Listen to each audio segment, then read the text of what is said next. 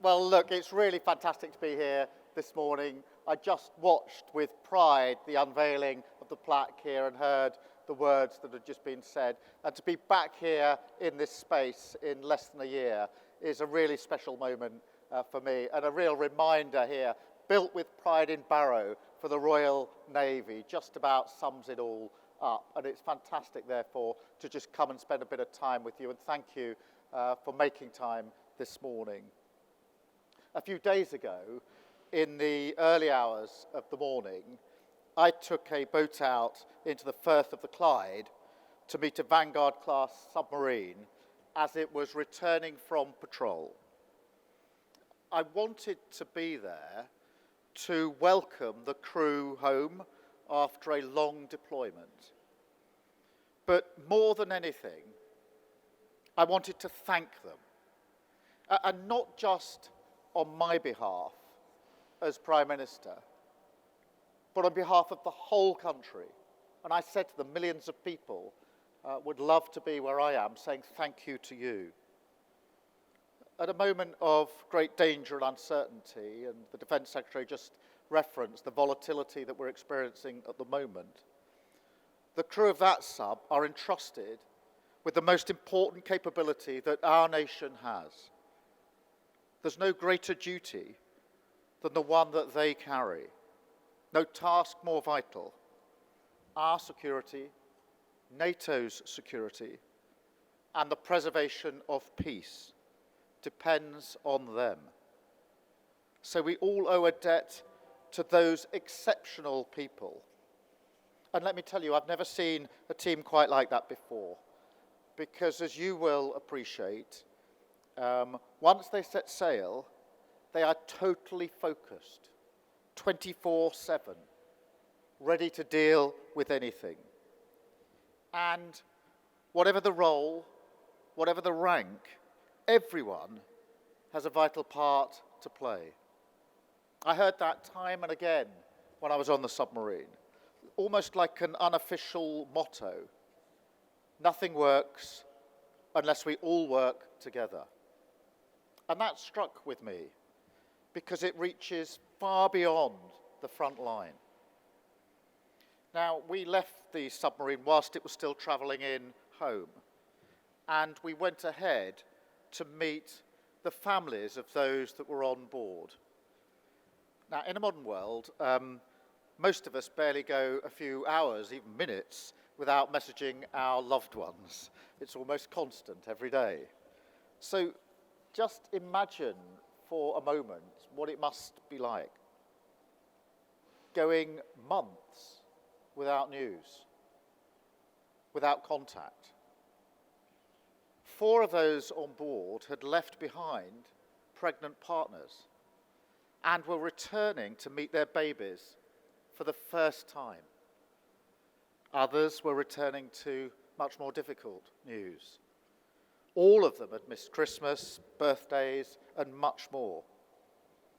And at the base, I met the families, the sons, the daughters, the partners, the mothers and fathers, grandparents, school friends, just about the greatest welcome party you can possibly imagine, just a few hours away from being reunited with their loved ones. And you could feel the emotion in the air. You could see it in their eyes.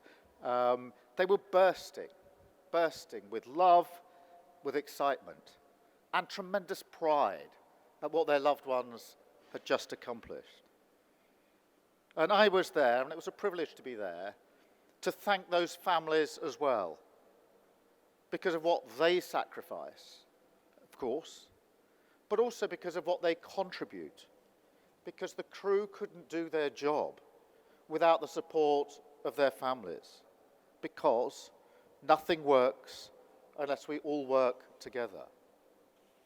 And now, just a few days later, I am proud to stand with you here in Barrow, because this is where the story begins. The sub I was talking about, the sub I was on, was built right here. Those sailors depend on the best. They have to. The best engineering, the best design, the best assembly. And that means you. They depend on you. The deterrent, our safety and our security, depends on you. Everyone working here in this shipyard and the whole community supporting this effort, because nothing works unless we all work together. So we're here today to do something profound. This keel laying does not just mark the birth of this vessel, not even the first of the new Dreadnought class. It marks nothing less than the renewal of a historic national endeavour, a collective commitment to our defence for decades to come.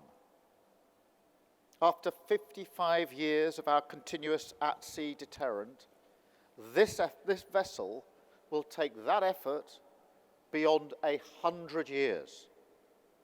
So we are all part of that endeavour, a purpose that's much bigger than ourselves, an effort that comprises the whole country, those sailors, their families, all of you, and working people across the United Kingdom, from Barrow to Derby and beyond.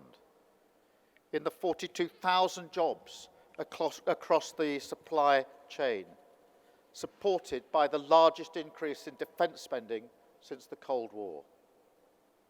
So we're going to pull together now as a nation like never before to strengthen our security and use this moment to drive forward jobs and skills and growth. Barrow is a blueprint for what defence spending can do for communities up and down the country. And so I want to say thank you to all of you. Again, not just on my behalf as Prime Minister, but again on behalf of the whole country. And as I said to those sailors early this week, there are millions of citizens in this country who would love to stand here and have the opportunity that I have to say thank you to each and every one of you. So I say it on my own behalf, but I also say it on their behalves, because they would love to be able to come and say it themselves. I've also got something else to tell you, because in recognition of Barrow's unique role, in recognition of this town's decades of service, in recognition of your dedication to the security of our nation, I'm very pleased to announce today that His Majesty the King has decided to grant you royal status. A royal visit will follow later this year to mark this honour. It could not be more deserved. So congratulations, and keep making us proud as you become the Royal Port of Barrow. Thank you very much indeed. Thank you.